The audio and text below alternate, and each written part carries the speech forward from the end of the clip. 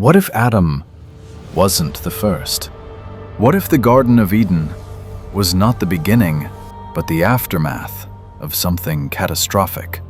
What if the Bible, the book billions believe is the story of creation, is still hiding a cosmic secret in its first sentence? Genesis chapter 1, verse 1 says, "In the beginning, God created the heavens and the earth."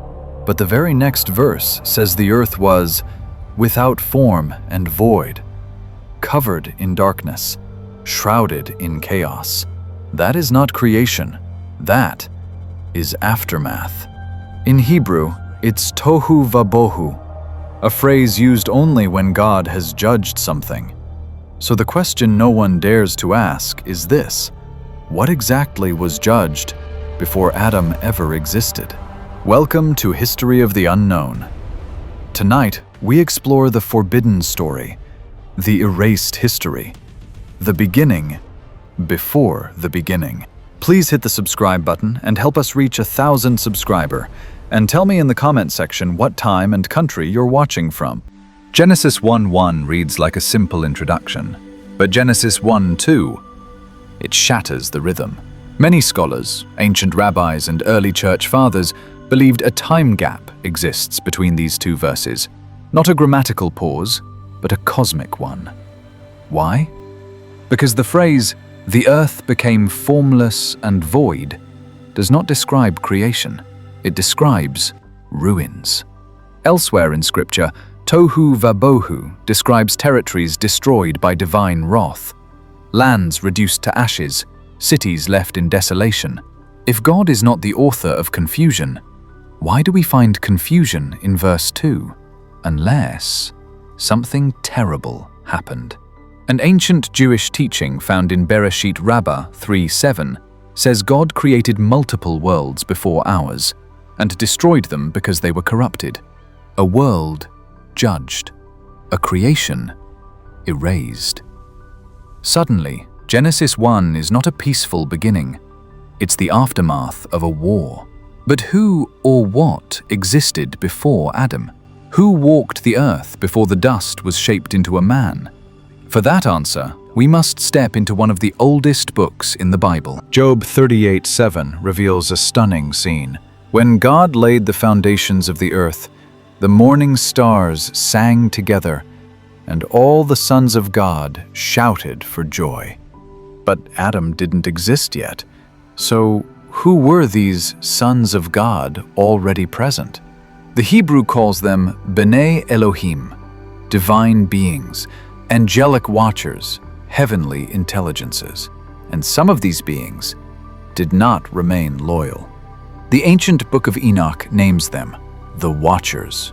200 of them descended onto Mount Hermon under the leadership of Semjaza. They were guardians, not demons, stewards, not villains. But fascination turned into rebellion. Duty became obsession. Lust overpowered loyalty.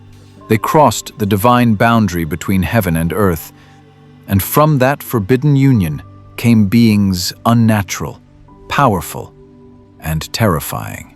The Nephilim. There were giants in the earth in those days, and also afterward. Genesis 6:4. The Nephilim were not merely tall. They were hybrids, creatures born of spiritual rebellion and human flesh. Their purpose? Corruption. The Hebrew word for the violence they brought, Hamas, means brutal lawlessness, chaos, bloodshed. They were not accidents. They were weapons. But the danger they posed went deeper. God said, "Let us make man in our image." The Nephilim sought to stain that image. Genesis 6:9 says Noah was perfect in his generations. The Hebrew word tamim means genetically uncorrupted, without blemish. Noah wasn't just righteous. He was the last uncorrupted human line, which leads to a chilling possibility. The flood wasn't simply punishment for sin. It was a sterilization event, a cosmic reset to preserve humanity's purity. The ark wasn't just a lifeboat. It was a genetic sanctuary. But the story isn't over, because Genesis whispers, "and also afterward," which means the Nephilim returned. And if they returned, what else survived? Across the globe, whispers of forgotten ages linger. Egypt speaks of gods who ruled before the pharaohs. Sumer lists kings reigning for thousands of years before the flood. Mayan glyphs describe civilizations destroyed by fire and water. Plato's Atlantis echoes a sudden cataclysm. And then there are structures that defy explanation. The Great Pyramid aligned with Orion. Baalbek stones weighing over 1,000 tons. Göbekli Tepe, older than any known civilization. Are these relics of the world before Adam, or survivors of the world before Noah? Many myths may be fractured memories, tales of beings mistaken for gods, structures built with knowledge humans should not have possessed. If the Nephilim lived in those days and also afterward, their echoes may still shape our world. But behind the chaos, behind the corruption, behind the ancient ruins, stands one figure, the serpent. A being old enough to remember the first Eden, old enough to have seen a world before Adam. To understand the ruins, we must understand the fall. Not the fall of man, but the fall of Lucifer. Before Adam ever opened his eyes, before Eve ever heard a whisper in the garden, something had already fallen. How you are fallen from heaven, O Lucifer, son of the morning. Isaiah 14:12.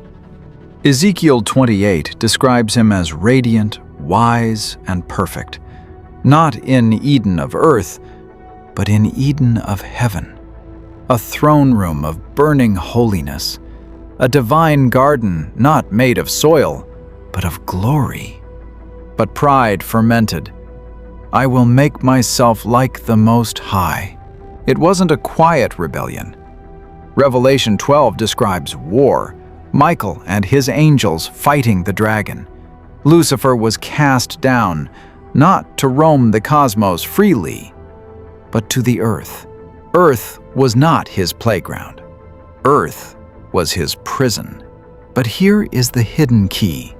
Many ancient commentators believed Lucifer ruled a pre-Adamic kingdom, a world destroyed by his rebellion, and the chaos of Genesis 1:2, the desolate earth covered in darkness, may be the ruins of that lost kingdom.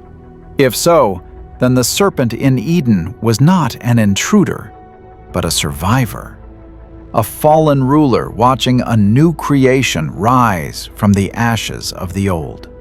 Which leads to a shocking idea. Adam was not the first. He was the replacement. Genesis says God formed Adam from the dust of the ground. But what kind of dust? Not pure dust, not untouched dust. Dust that had already tasted rebellion. Dust from an earth already judged. Adam wasn't created in an empty world. He was placed in a world rebuilt from divine ruin. Romans 5:14 calls Adam a type of the one to come, a template, not the original model. God did not start creation with Adam. He started redemption. Adam was placed in Eden as a representative, a guardian, a ruler, not over peaceful paradise, but over territory that had once belonged to a fallen cherub. His mission was not just stewardship, it was occupation, to multiply, to bring order, to reclaim earth. But he was deceived. The war that began before time touched human soil. Yet the story didn't end with Adam's failure, because Adam was only the first step of the plan. A second Adam was coming, the last Adam, which is Jesus Christ. If you enjoy this, please like, share, and subscribe.